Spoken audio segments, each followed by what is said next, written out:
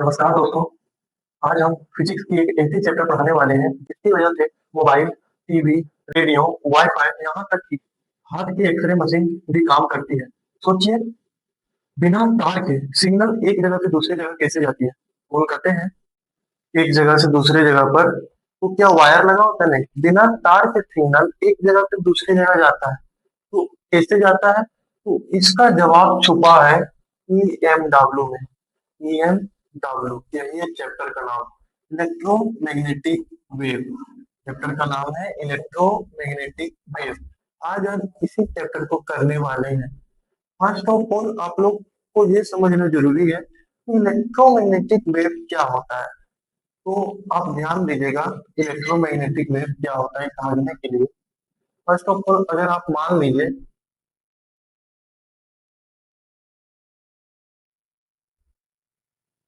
ये देखिए, ये मान लीजिए वाई एक्सिस, ये एक्स एक्सिस और ये जेड एक्सिस।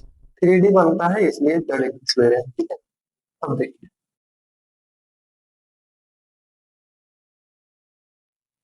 ये मान लीजिए इलेक्ट्रिक फील्ड है। क्या है? Electric field.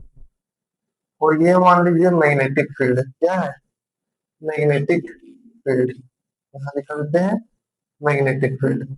अब देखिए, जब इलेक्ट्रिक फील्ड और मैग्नेटिक फील्ड, इलेक्ट्रिक फील्ड और मैग्नेटिक फील्ड को बीच से दिखाते हैं, ठीक है। जब इलेक्ट्रिक फील्ड और मैग्नेटिक फील्ड आपस में ट्रेवल करती है ना, तो परपेंडिकुलर बनता है। क्या बनता है? परपेंडिकुलर बनता है। जब इलेक्ट्रिक फील्ड और मैग्नेटिक फील्ड आपस में ट्रेवल करता है तो परपेंडिकुलर बनता है, इसी तरह बनते जाएगा। तो देखिए, जब इलेक्ट्रिक फील्ड और मैग्नेटिक फील्ड साथ में ट्रेवल करती है ना, तो क्या बनता है? परपेंडिकुलर बनता है। और परपेंडिकुलर बनता है तो यहाँ पे एक वेव क्रिएट होता है। क्या क्रिएट होता है? वेव। ध्यान से सुनिएगा मेरा बात। जब इलेक्ट्रिक फील्ड और मैग्नेटिक फील्ड साथ में ट्रेवल करती है तो परपेंडिकुलर बनाती है। क्या बनाती है? परपेंडिकुलर।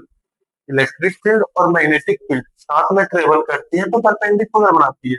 और ये परपेंडिकुलर जो है वो एक वेव क्रिएट करती है। क्या क्रिएट करती है? वेव। जिस वेव का नाम आता है इलेक्ट्रोमैग्नेटिक वेव, यानी कि EMW। तो EMW कैसे बनता है? तो इलेक्ट्रिक फील्ड और मैग्नेटिक फील्ड जब साथ में ट्रेवल करती है तो 90 डिग्री बनाती है, यानी कि परपेंडिकुलर बनाती है। और ये परपेंडिकुलर एक वेव को क्रिएट करती है। वेव ट्रेवल करती है ना। वेव क्या करती है? ट्रेवल करती है। और यही वेव क्या कहलाता है? Electromagnetic wave. EMW आप समझ गए होंगे। तो EMW का डिफिनेशन अगर आप लिखना चाहते हैं तो लिख लीजिए। सबसे पहले आप ऊपर में चैप्टर का नाम दे दीजिए, इलेक्ट्रो मैग्नेटिक वेव, है ना। और इसका डिफिनेशन भी अगर आप लिखना चाहते हैं तो लिख लीजिए। लिख लीजिए, it is a sinusoidal wave. ये देखिए, जो वेव बना रहा है ना, साइन थीटा का जो ग्राफ होता है ना, वो इसी के जैसा होता है। ये होता है साइन थीटा का ग्राफ, है ना। तो आप लिख लीजिए, it is a sinusoidal wave in which electric field and magnetic field both are perpendicular to each other. Electric field and magnetic field both are perpendicular to each other, called electromagnetic wave. ये इसका definition हो गया, ठीक है। Sine theta का graph इस तरह होता है, उसी तरह ये ट्रेवल होता है। यहाँ तक क्लियर है?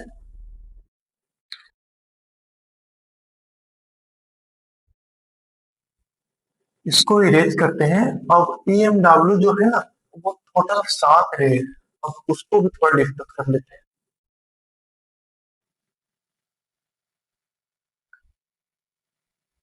जैसे कि EMW क्या होता है वो मैंने समझा दिया। अब उससे कुछ प्रॉपर्टी देखते हैं। फर्स्ट ऑफ ऑल अगर आप याद कीजिएगा, तो वो जो EMW था वो साइनसोइडल ग्राफ बना रहा था। क्या बना रहा था? Sinusoidal graph. और इसी ग्राफ के थ्रू इलेक्ट्रिक फील्ड और मैग्नेटिक फील्ड क्या हो रहे थे? परपेंडिकुलर। और परपेंडिकुलर होने की वजह से क्या क्रिएट हो रहा था? ट्रांसवर्स वेव क्रिएट हो रहा था। Sorry, wave. आगे बढ़ रहे थे ये वेव, और वेव क्रिएट हो रहा था कौन सा? Electromagnetic wave. यहीं से ये हम डाउनलोड बढ़ रहा था। अब देखिए, इस तरह करके अगर कोई भी ट्रांसफर ऊपर नीचे जाएगा वेव बना करके ऊपर नीचे, तो उसको बोलते हैं ट्रांसफर। क्या है? ट्रांसफर। तो इलेक्ट्रोमैग्नेटिक वेव इस तरह जा रहा है ना, ऊपर नीचे होकर के इसी तरह बढ़ते जाएगा अपना, ऊपर नीचे होकर के आगे बढ़ेगा। तो जब ऊपर नीचे होकर आगे बढ़ेगा तो उसको क्या बोलेंगे? ट्रांसवर्स। तो ये प्रॉपर्टी है, इसको प्रॉपर्टी देख रहे हैं ईएमडब्ल्यू का। टोटल 6 प्रॉपर्टी है ना। ईएमडब्ल्यू का टोटल 6 प्रॉपर्टी है। तो पहला प्रॉपर्टी है कि नेचर में कैसा होता है? ट्रांसवर्स। कैसा होता है? ट्रांसवर्स। ठीक है। दूसरा, हाँ एक चीज और याद रखिएगा कि ईएमडब्ल्यू जो है ना वो चार्जलेस है। क्या है? चार्जलेस। इस पर कोई चार्ज नहीं, चार्ज लेस है। अब देखिए, it is produced by accelerated charge particle. ये देखिए, ये तो चार्जलेस है ईएमडब्ल्यू, लेकिन ये बनता है ना तो एक्सलरेटेड चार्ज पार्टिकल से बनता है। जैसे देखिए, अभी हमने बताया था ना कि एक electromagnetic wave, sorry electromagnetic wave जो है it is produced by accelerated charge particle. अभी बन रहा था ये, तो एक इलेक्ट्रिक फील्ड और एक नीचे से मैग्नेटिक फील्ड आ रहा था। तो ये सब चार्ज पार्टिकल है ना। इलेक्ट्रिक फील्ड पे भी चार्ज होता है, मैग्नेटिक फील्ड पे भी चार्ज होता है, तो ये सब चार्ज पार्टिकल है। चार्ज पार्टिकल से इसे बना। तो सेकंड लाइन इसीलिए लिखा है, it is produced by accelerated charge particle. समझ में आ गया होगा। दे थर्ड प्रॉपर्टी इसका देखिएगा, speed of EMW in free space. देखिए, फ्री स्पेस कहने का मतलब वैक्यूम, यहाँ पे एयर ना हो, ठीक है, तो वहां पे इसका स्पीड क्या होगा? तो देखिए, इसका स्पीड जो होता है ना ईएमडब्ल्यू का स्पीड जो होता है, स्पीड को सी से दिखाते हैं वैक्यूम में, वो होता है 1/√अंडर म्यू नॉट और इप्सिलॉन नॉट। अब देखिए, 1 का 1, रूट का रूट, म्यू नॉट का वैल्यू होता है 4 पाई × 10⁻⁻⁷ इंटू इप्सिलॉन नॉट का वैल्यू होता है 8.85 इंटू 10⁻⁻12। इसको कैलकुलेट करने के बाद ये फाइनल आंसर आ जाएगा 3.8 इंटू 10⁸ मीटर पर सेकेंड। 3.8, समझ आ रहा है? 3.8 इंटू 10⁸ मीटर पर सेकेंड। ये क्या हो गया? Speed of EMW. सॉरी 3.8 नहीं, 3.3, बिकॉज ये लाइट के स्पीड के बराबर आता है। इसको कैलकुलेट करने के बाद जो फाइनल आंसर आएगा वो आएगा 3 × 10⁸ मीटर पर सेकेंड, है ना। तो देखिए, यहाँ से 3 प्रॉपर्टीज मैंने बताया। सबसे पहले ये ध्यान रखिएगा कि ये कैसा होता है? Charge less. Charge less. EMW कैसा होता है? Charge less. इसका पहला प्रॉपर्टी। नेचर में कैसा होता है? ट्रांसवर्स। ट्रांसवर्स क्यों कह रहे हैं? क्योंकि ये जब बनता है ना तो ऊपर नीचे होकर बनता है, साइनोसॉइडल वेव के जैसा, है ना। इस वजह से इसको ट्रांसफर बोल रहे हैं। दूसरा बोल रहे हैं, it is produced by accelerated charge particle. ये प्रोड्यूस होता है किससे? चार्ज पार्टिकल से, है ना। ये देखिए, ऊपर इलेक्ट्रिक फील्ड था और नीचे मैग्नेटिक फील्ड। इलेक्ट्रिक फील्ड पे भी चार्ज होता है, मैग्नेटिक फील्ड पे भी चार्ज होता है। तो ये प्रोड्यूस किससे होता है? एक्सलरेटेड चार्ज पार्टिकल से। तीसरा देखिएगा, speed of EMW in free space. देखिए, इतना छोड़िए कैसे आएगा। बस कोई पूछेगा कि ईएमडब्ल्यू का स्पीड क्या होता है वैक्यूम में, तो बोल दीजिएगा 3 × 10⁸ मीटर पर सेकेंड। ठीक है। स्पीड ऑफ लाइट याद रखिएगा, जो लाइट का स्पीड होता है ना वो यही होता है 3 × 10⁸ मीटर पर सेकेंड, और इसका भी स्पीड यही होता है। ठीक है।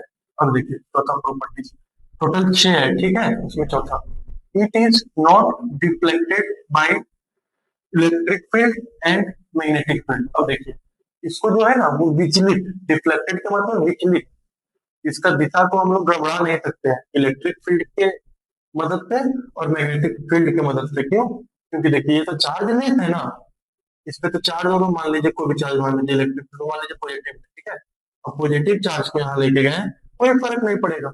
अगर यदि ये माइनस का चार्ज रहता, इस पे अगर माइनस चार्ज रहता और ये प्लस वाला लेके जाते तो ये अट्रैक्ट हो जाता, लेकिन ये तो चार्ज लेस है, यहाँ कोई चार्ज नहीं, जीरो है। तो आप इसके सामने प्लस वाला लेके जाइए या माइनस वाला लेके जाइए, कोई प्रभाव इसको नहीं पड़ेगा। क्यों? क्योंकि इसका पास क्या चार्ज है? जीरो चार्ज है, ये चार्ज लेस है। क्या है? चार्ज लेस है। इस वजह से ये डिफ्लेक्टेड नहीं होता इलेक्ट्रिक फील्ड से और मैग्नेटिक फील्ड से। मैग्नेटिक फील्ड को भी लेके जाइएगा आप, साउथ पोल, नॉर्थ पोल या पॉजिटिव नेगेटिव कुछ भी लेके जाइएगा, इसको कोई प्रभाव नहीं पड़ेगा। क्यों नहीं पड़ेगा? क्योंकि ये चार्ज लेस है। ठीक है, यहाँ तक समझ में आ गया। अब देखिए, relation between amplitude of electric field and amplitude of magnetic field. अब देखिए, ये जो इलेक्ट्रिक फील्ड है और ये मैग्नेटिक फील्ड है, तो ये दोनों के बीच में क्या रिलेशन है? ये इलेक्ट्रिक फील्ड और मैग्नेटिक फील्ड में क्या रिलेशन है? देखिए, यहाँ देखिए, जो मैग्नेटिक फील्ड है ना, वो इलेक्ट्रिक बराबर होता है इलेक्ट्रिक फील्ड बट्टा में स्पीड ऑफ ईएमडब्ल्यू का। इलेक्ट्रिक फील्ड बट्टा में स्पीड ऑफ ईएमडब्ल्यू का।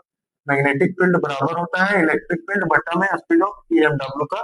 यहाँ से देखिए, यहाँ से अगर स्पीड ऑफ, ये देखिए, अगर यहाँ से हमको इलेक्ट्रिक फील्ड निकालना है तो इलेक्ट्रिक फील्ड क्या आ जाएगा? Magnetic field into speed of EMW, EBC आ जाएगा ना। याद रखने का ट्रिक है ईबीसी, एबीसी है ना, एबीसी, ए बी सी। ठीक है, ये वाला आता है। हमेशा ऑब्जेक्टिव में आएगा तो ये वाला आएगा। पूछ देगा रिलेशन क्या है, तो ऑप्शन में ये रहेगा, ना कि ये। ठीक है, तो आप याद रखिएगा बी सी, है ना, ऑप्शन से। ठीक है, बी सी याद रखिएगा। ये हो जाएगा, 5 हो गया। 6 क्या बोलता है ना, 6 प्रॉपर्टीज, इसका 6 प्रॉपर्टीज बोलता है कि जो ये, इसका डायरेक्शन कहाँ रहता है, ईएमडब्ल्यू का डायरेक्शन किधर से किधर रहता है। तो याद रखिएगा, direction of EMW electric field into magnetic field का मल्टीप्लाई करने पर आता है। ठीक है, electric field into magnetic field का मल्टीप्लाई करने पर आता है डायरेक्शन ऑफ ईएमडब्ल्यू। तो यहाँ से 6 प्रॉपर्टी मैंने बता दिया है, और मैं उम्मीद करता हूँ कि ये 6 प्रॉपर्टीज आपको समझ में भी आ गया होगा। अब आगे बढ़ते हैं, देखते हैं इलेक्ट्रोमैग्नेटिक स्पेक्ट्रम क्या होता है। ठीक है, इलेक्ट्रोमैग्नेटिक स्पेक्ट्रम देखना है, तो आगे बढ़ते हैं। इलेक्ट्रोमैग्नेटिक स्पेक्ट्रम क्या होता है? तो ये जो है ना, वो अरेंजमेंट होता है। सबसे पहले इसका डेफिनेशन बोलते हैं ना, it is orderly arrangement of, it is orderly arrangement of different EMW. It is it is orderly of arrangement of different EMW in increasing or decreasing order by their wavelength and frequency. तो देखिए, ये जो है ना, वो arrangement होता है। Arrangement करते हैं डिफरेंट डिफरेंट इलेक्ट्रोमैग्नेटिक वेव का बढ़ते क्रम में, यानी कि इंक्रीजिंग या फिर डिक्रीजिंग में। किसके आधार पे? तो उसके फ्रीक्वेंसी और वेवलेंथ के आधार पे। ठीक है, उससे फ्रीक्वेंसी जैसे देखिए, आगामी चीज होता है ना, देखिए, फर्स्ट ऑफ ऑल देखिए, ये तो हमने बता दिया कि ये अरेंजमेंट होता है या तो बढ़ते क्रम में या घटते क्रम पे। ये किसका अरेंजमेंट होता है? तो डिफरेंट इलेक्ट्रोमैग्नेटिक वेव का अरेंजमेंट होता है, या तो बढ़ते क्रम में या तो घटते क्रम में। किसके आधार पे? तो उसके वेवलेंथ या फिर उसके फ्रीक्वेंसी के आधार पे। तो सबसे पहले ये देखिए, मैंने 1 2 3 4 5 6 7 अलग अलग इलेक्ट्रोमैग्नेटिक वेव ले ली। ये आर से इंडिकेट कर रहा है रेडियो वेव को। इसको रेडियो वेव को, ठीक है, ये माइक्रोवेव को, माइक्रोवेव को, ये इंफ्रारेड को, इंफ्रारेड को, ये विजिबल रे को, और ये अल्ट्रावायलेट रे को, और ये एक्स रे को, और ये गामा रे को। देखिए, अभी इसको सब डिटेल से करेंगे तब लिखेंगे रेडियो वेव, माइक्रोवेव, सबको एक एक करके समझेंगे, है ना। What is radio wave, what is microwave, gamma wave, infrared, सब रे को एक एक करके भी हम लोग एक्सप्लेन करेंगे। तो देखिए, यहाँ पे 7 जो है वो क्या है, ईएमडब्ल्यू है, डिफरेंट डिफरेंट ईएमडब्ल्यू है। अब इसका हम लोग अरेंजमेंट करेंगे, या तो बढ़ते क्रम में या तो घटते क्रम में। ठीक है, किसके आधार पे? तो इलेक्ट्रो सॉरी ये वेवलेंथ के आधार पे और फ्रीक्वेंसी के आधार पे। उसी को हम लोग क्या बोलते हैं? Electromagnetic spectrum. क्या बोलते हैं? Electromagnetic spectrum. तो आई होप आप इलेक्ट्रोमैग्नेटिक स्पेक्ट्रम समझ गए होंगे। अब इसका अरेंजमेंट करते हैं। ठीक है, आगे देखिए इसका अरेंजमेंट कैसे होता है। देखिए इलेक्ट्रोमैग्नेटिक स्पेक्ट्रम तो आप समझ गए थे कि अरेंजमेंट होता है ना, बढ़ते हैं घटते क्रम पे, इसके आधार पे वेवलेंथ और फ्रीक्वेंसी के आधार पे। अब देखिए ये 7 अलग अलग इलेक्ट्रोमैग्नेटिक वेव है जो कि मैंने लिख दिया। अब देखिए ये सातों EMW का वेवलेंथ भी लिख दिया है और फ्रीक्वेंसी भी लिख दिया है। अब आप यहाँ पे देख सकते हैं कि जो रेडियो वेव है उसका वेवलेंथ जो है, वेवलेंथ को लेवड़ा पे दिखाते हैं, फ्रीक्वेंसी को न्यूरो से, ठीक है, न्यू से। अब देखिए न्यू से, सॉरी न्यू से, न्यू बोलते हैं इसको, ठीक है, न्यू से। अब देखिए रेडियो वेव जो है वो, उसका वेवलेंथ 0.1 मीटर से ज्यादा होता है, 0.1 मीटर से ज्यादा होता है। और माइक्रोवेव का फिर 0.1 वही वाला आ गया, उससे फिर ये कम चल जाता है ना, मिलीमीटर में आ जाता है ना, मिली MM में आ जाता है, सॉरी MM मिलीमीटर, ठीक है। 0.1 मीटर से 1 MM में आ जाता है और 1 MM से 700 नैनोमीटर में चल जाता है। फिर देखिए 700 नैनोमीटर वही वाला, 700 नैनोमीटर से 400 नैनोमीटर और कम होते जा रहा है, 400 नैनोमीटर से 1 नैनोमीटर, 1 नैनोमीटर से इसको पढ़ते हैं 10 का पावर 3 है ना, इसको पढ़ते हैं मिली, क्या पढ़ते हैं, मिली। तो 1 मिली नैनोमीटर में चल जाता है, किसको, मिली पढ़ते हैं इसको, ठीक है, मिली, मिली मतलब 10 का पावर -3, तो मिली नैनोमीटर में चल गया। अब देखिए यहाँ पे गामा रे जो है वो मिली नैनोमीटर यानी कि 10 मिली मतलब 10 का पावर -3, मिली मतलब 10 का पावर -3 से भी छोटा हो जा रहा है ये गामा रे। तो देखिए वेवलेंथ जो है ना ये मैक्सिमम है कहाँ पे, रेडियो एक्टिविटी, रेडियो वेव पे। देखिए ऊपर से देखिए वेवलेंथ यहाँ सबसे ज्यादा, फिर कम, फिर कम, फिर कम, फिर कम, फिर कम, फिर कम।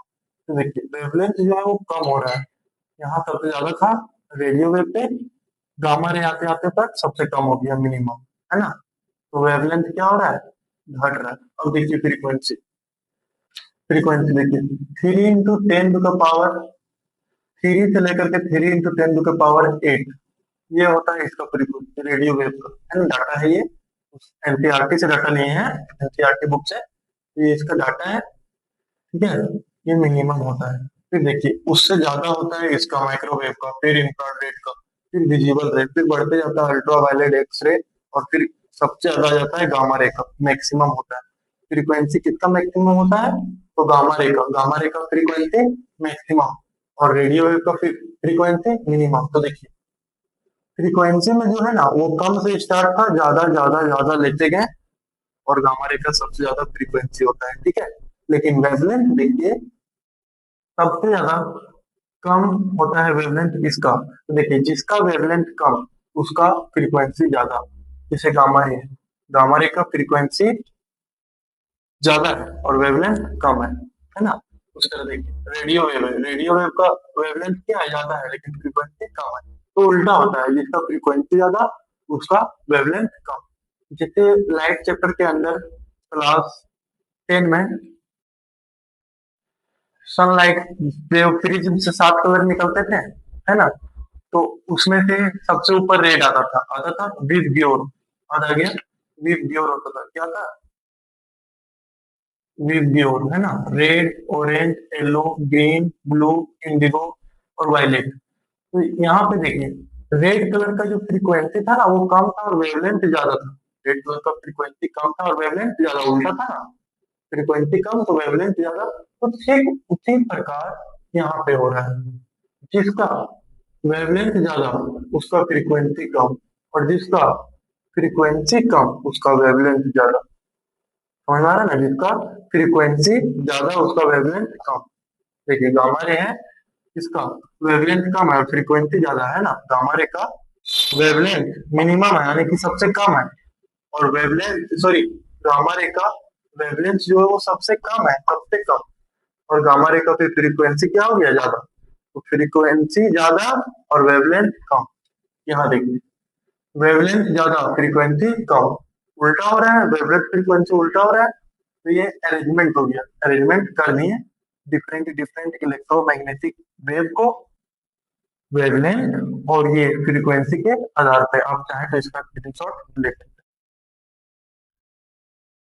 अब यहीं पे क्वेश्चन पहले कर लेते हैं हम, ठीक है। इससे फर्स्ट ऑफ ऑल क्वेश्चन आया था पिछले साल कि which name the EMW, name the EMW which has longest wavelength. Name the EMW with the longest wavelength.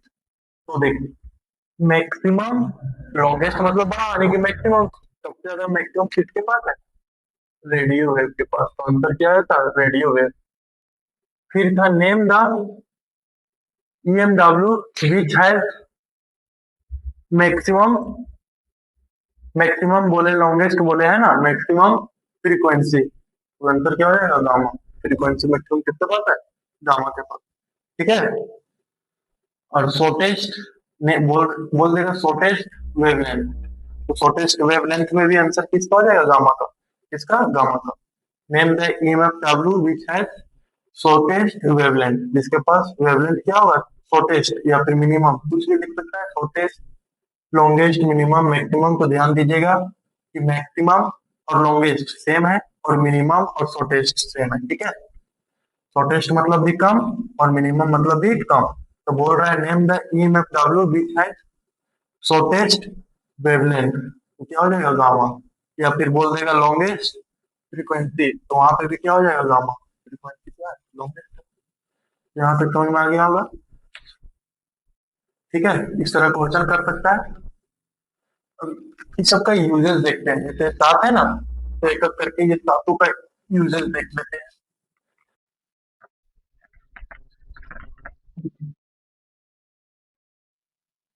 अभी मैंने इलेक्ट्रोमैग्नेटिक स्पेक्ट्रम में 7 EMW लिखा। इंक्रीजिंग और डिक्रीजिंग ऑर्डर पे वेवलेंथ और फ्रीक्वेंसी के आधार पे। अब वो सातों EMW का यूजेस देखना है। दो दो यूजेस सबका याद रखना है। अधिकांश एग्जाम में आता है रेडियो वेव का यूज, माइक्रोवेव का यूज और इंफ्रारेड रे का, और लास्ट वाला गामा और एक्सरे रे का। बट इन केस कभी भी कुछ भी पूछ सकता है, इसलिए आप सातों का कम से कम दो दो यूजेस याद रखिएगा। पहला, रेडियो वेव का यूजेस कहाँ होता है? तो पहला है कि it is used in radio. Radio wave का यूज, पहला तो जो रेडियो आता था ना पहले सुनने वाला, न्यूज वगैरह जो दिखता नहीं था, सिर्फ और सिर्फ न्यूज वगैरह सुनाई देता था, है ना। तो न्यूज वगैरह सुनाई देता था, तो वहां रेडियो का यूज होता था, रेडियो वेव का, है ना। और दूसरा, टीवी कम्युनिकेशन सिस्टम में। सिर्फ आप टीवी नहीं लिख दीजिएगा, टीवी कम्युनिकेशन सिस्टम साथ में लिखिएगा, है ना। पहला यूज, दूसरा use. It is use in radio astronomy में। ये एक प्रकार का क्या बोलते हैं उसको, देखने के लिए जो माइक्रो रहता है ना, जो सेल वगैरह दिख जाता है ना, तो वहां पे भी इसका यूज होता है। It is use in radio astronomy. ठीक है। अब देखिए, माइक्रोवेव। माइक्रोवेव का भी दो यूज है, सबका दो दो लिखवा देंगे। ठीक है। इसका पहला यूज है, ये रडार सिस्टम में यूज होता है। ठीक है। दूसरा यूज है, ये माइक्रोवेव ओवर इसी में यूज होता है। ठीक है। पहला यूज रडार सिस्टम, दूसरा यूज माइक्रोवेव ओवर। अब तीसरा लिखिएगा इंफ्रारेड रे का यूज। इंफ्रारेड रे जो है ना, वो VVI कर लीजिएगा। क्यों? क्योंकि ये अधिकांश लगभग लगभग एक साल छोड़ के एक साल तो रिपीट करा ही देता है। देखिए, इंफ्रारेड रे का यूज जो होता है वो फोटोग्राफी इन फॉग। फॉग मतलब कुहासा होता है ना ठंडे के दिन में, है ना, कोहरा। तो कोहरा में जो फोटोग्राफी यूज करता है ना, तो वो इंफ्रारेड रे का यूज करता है। क्यों? क्योंकि दिखेगा नहीं कोहरा में, तो इंफ्रारेड रे का यूज करने से क्लियर दिखता है। ठीक है। दूसरा, it is use in remote and TV और VCR में होता है। रिमोट में भी होता है, टीवी में, और VCR में होता है, उसमें भी। फिर देखिए, चौथा में आ गया विजुअल रे। विजुअल रे का यूज कहाँ होता है? It is use in photography. सिर्फ और सिर्फ फोटोग्राफी। यहाँ क्या था? Photography in fog.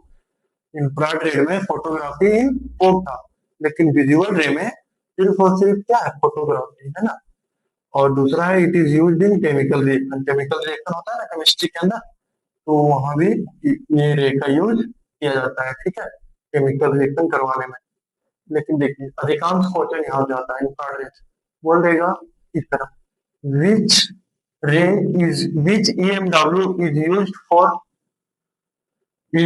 For photography in fog. आपके पास ऑप्शन दे देगा, विजिबल रे, इंफ्रारेड रे, रेडियो वेव, माइक्रोवेव। तो आप बिना हिचकिचाए इंफ्रारेड रे को मारिएगा, ठीक है। इंफ्रारेड रे का यूज होता है किसमें? फोटोग्राफी इन फोग में, ठीक है। अब पांचवा है अल्ट्रावायलेट रे। अल्ट्रावायलेट रे का जो यूज होता है वो पहला होता है it is use to preserve food, खाना को बचाने में। दूसरा, it is use in study on molecule structure, जो कोई भी मॉलिक्यूल का स्ट्रक्चर कैसा रहता है वो अल्ट्रावायलेट रे डिसाइड करता है ना। जैसे बेंजीन हो गया C6H6, है ना, ये बेंजीन हो गया तो इसका स्ट्रक्चर कैसा रहता है? कुछ इस तरह का रहता है। तो ये डिसाइड कौन करता है? अल्ट्रावायलेट रे, स्ट्रक्चर ऑफ मॉलिक्यूल स्ट्रक्चर, ठीक है। एक्सरे, एक्सरे का यूज होता है, पहला यूज है इसका, it is use to located fracture in bones, bone यानी कि हड्डी के अंदर कहीं फ्रैक्चर हुआ है तो वो बता देता है जगह, है ना, किस जगह पे हुआ है। दूसरा, बुलेट इन बॉडी, बॉडी के अंदर अगर कोई बॉडी वगैरह लग गया है तो उस पर भी एक्सरे का ही यूज करते हैं, ठीक है। दूसरा इसका यूज है, it is use to study of structure of solid crystal, solid crystal का स्ट्रक्चर किस तरह रहता है उसमें एक्सरे का यूज होता है। अब लास्ट है गामा रे। अब देखना ये है कि गामा रे का, उसका भी दो यूज, देन चैप्टर खत्म हो जाएगा, इतना ही था, है ना। गामा रे का आप यूज देख लीजिए, EMW का दो यूज देख लेते हैं। गामा रे का देखिए, गामा रे का पहला यूज है कि it is use in nuclear reaction, जो न्यूक्लियर रिएक्शन होता है ना तो वहां पे गामा रे का इस्तेमाल होता है। दूसरा, it is use in study of atomic nucleus, देखिए पहला तो न्यूक्लियर रिएक्शन में, दूसरा ये एटॉमिक न्यूक्लियस का स्टडी में भी मदद करता है गामा रे। नोट में एक बात ध्यान रखिएगा, ये लिख लीजिएगा कि एक्सरे एंड गामा रे का दोनों का यूज होता है किसके ट्रीटमेंट के लिए? कैंसर, कैंसर के ट्रीटमेंट के लिए एक्सरे और गामा रे का यूज होता है। दोनों रे का यूज होता है किसके ट्रीटमेंट के लिए? कैंसर के लिए। तो चैप्टर खत्म हो गया है इलेक्ट्रोमैग्नेटिक वेव। उम्मीद करते हैं कि समझ में आया होगा। अगर आप वीडियो में यहाँ तक बने हैं तो चैनल को लाइक और सब्सक्राइब जरूर करें।